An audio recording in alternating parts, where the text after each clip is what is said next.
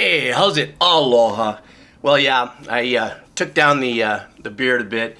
Every now and then I need to just, pretend that I'm younger a little bit and kind of take this down. I want to thank everybody for the comments. I'm still having a great time as long as I'm having a good time. I love doing this. Today, I'm going to try something that I've already listened to this band once called SPIRITBOX. And it looks like they released something fairly new because I was kind of circling back like I like to do once I listen to a band for the first time or an artist. I like to kind of see what else is going on, especially, with my response and stuff, to watch the trajectory of a band. A lot of times some of these videos I do are of bands who haven't been together for a while, or maybe I chose a song that was, from an older album. So, trying to maneuver through the catalog.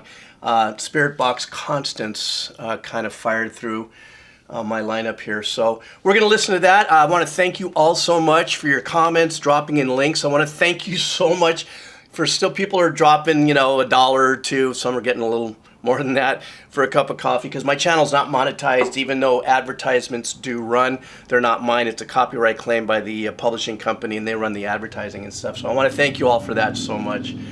All right, so let's do this. SPIRITBOX Constance.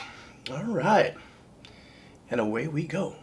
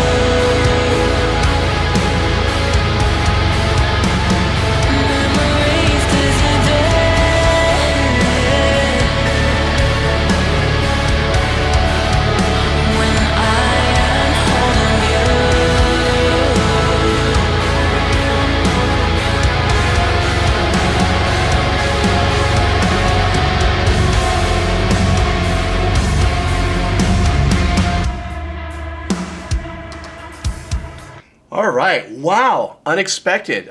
Because of the last video I did, well, the first one I did with SPIRITBOX, I was definitely expecting to hear some of the growling and the more powerful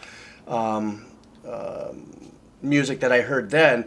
Now, this could be that one that I chose out of the lineup or their catalog that has a softer approach, but I love what's going on here. Okay, the first thing I want to dial into is, how I am about drums. How I always talk about the ambience of drums, how an engineer will approach engineering the drum kit. Different ways to create ambiances with natural room sounds. You've heard me mention this before, overhead microphones.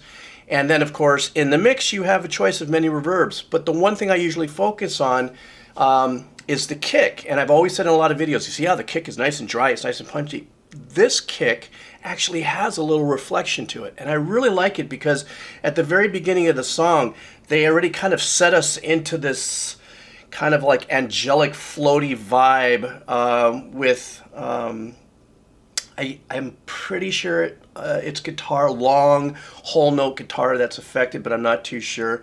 If I ever realize that I missed something, what I've been doing lately is I'll drop in the comments, and I'll pin to the top something else, I'll say, oh yeah, by the way, I caught this.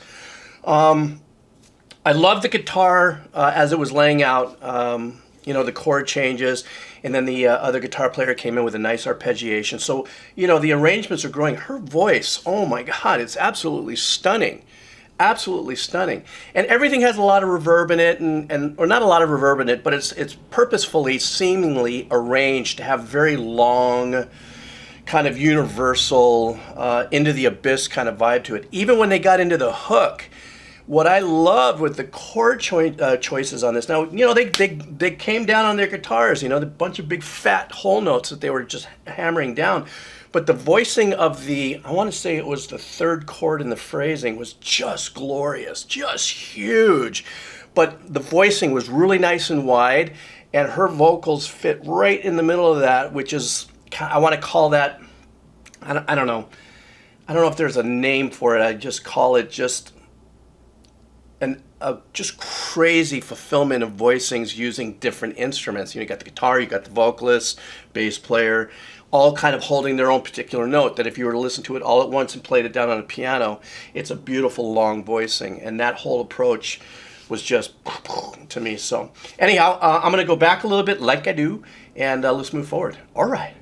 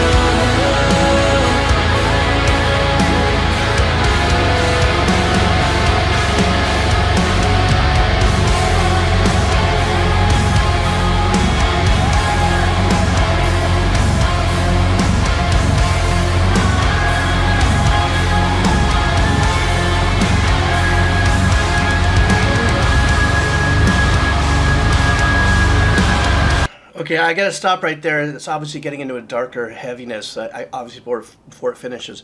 That one little passage where she was just floating through with her melody, really listen to how well executed the engineering is on that. I mean, she sounds beautiful, so that's a given.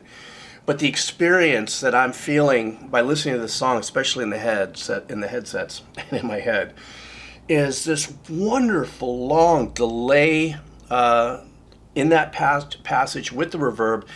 And it definitely sounds like there are some layers, some other possible vocal layers that are behind, longer whole notes that are singing behind it.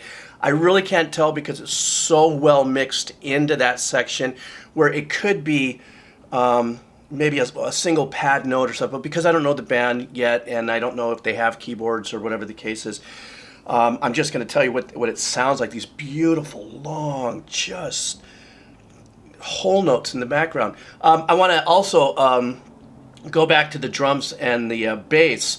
There's nothing more appealing to me, and the magic that happens, and a lot of times it's an unspoken magic, is when the bass and the kick are completely locked in together.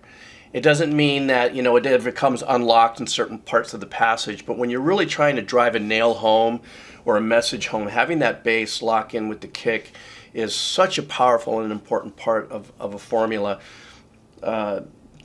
It's not something that has to happen all the time with songs or with bands and stuff like that, but to me it really just, when it all comes together there.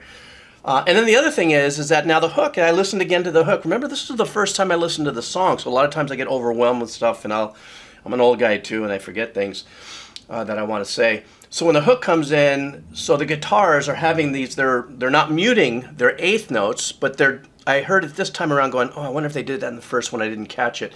But that holding of the eighth notes while the drummer's doing what I consider is halftime, because when he did double time in the second verse, I said, okay, that must be the chord tempo. The song is set in a halftime. Or it could be the other way around. I don't know, there's no rules to it. Anyhow, so I just wanted to bring that back up, is that passage, that vocal passage where she's doing those long, beautiful notes and stuff. What an amazing arrangement, you know, everything, music, all the way through to engineering. The dynamics are just, and it still keeps you in there. You're still committed into in the rhythm, in their pattern, and that's what I love about that. Even though it gets nice and soupy and saucy in there, you're just still committed, and you know that there's something coming around the corner, so you get a little bit of that chicken skin. All right, let's finish this up.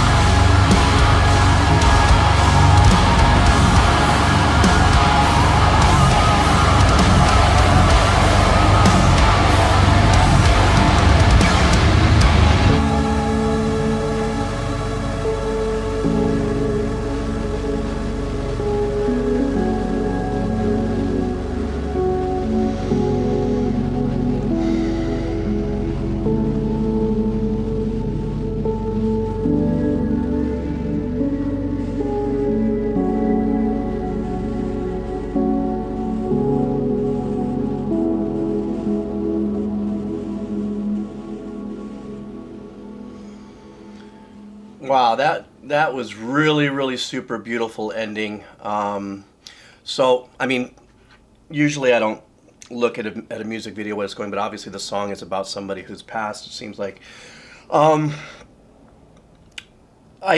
that very ending, this ties into something else that I didn't want to bring up until I was sure, and I'm almost sure now. So now that very final passage that we heard, so there is a little bit of kind of like a muted piano, or kind of a hybrid piano, just holding those longer melodic notes there. And I heard that in the hook as a counterpoint melody. So she's singing what she's singing, but I could have swore I was hearing some kind of keyboard melody, a secondary melody, or an answer back, or a counterpoint melody in there in the background. A nice soft one, but I didn't want to pin it as like, I know this is what this is, because I don't know. This is the first time listening to it. I have to admit, I was surprised that I didn't hear her doing her growling, because that's what I was at least first branded with. But as I dive a little deeper into SPIRITBOX, I'm sure maybe I chose one of their more mellower, one of their more crossover kind of tracks. But I was just blown away, and I love the slowdown of the tempo. I mean, if it is the story of Constance, or this lady passing, it was very apropos in its production and composition. Is that slowdown? It's like, it's done and it's over and away you go. And so I'm really excited. I wasn't going to do a video today. I was feeling kind of melancholy myself. Like, maybe that's why I shaved my, it's like, I don't know what my day's like. I'm going to just take off my beard. But I'm really, really excited for this new single for them. And I'm sure they're going to be extremely successful with it. And I'm just stoked. Anyhow, listen, thank you guys for all your support. Thank you guys for the comments. Thank you guys for the cup of coffee when you guys drop it. The link is below. The link will be below too for the AKG 240 headsets that I use. There'll be a link below for this video, and then I'll have a link below also for any of their music, their vinyl, CD, MP3s for sale will be down there as well. So thank you guys very much. Beginning of a new year. We all got to be looking up from here. All right. Aloha.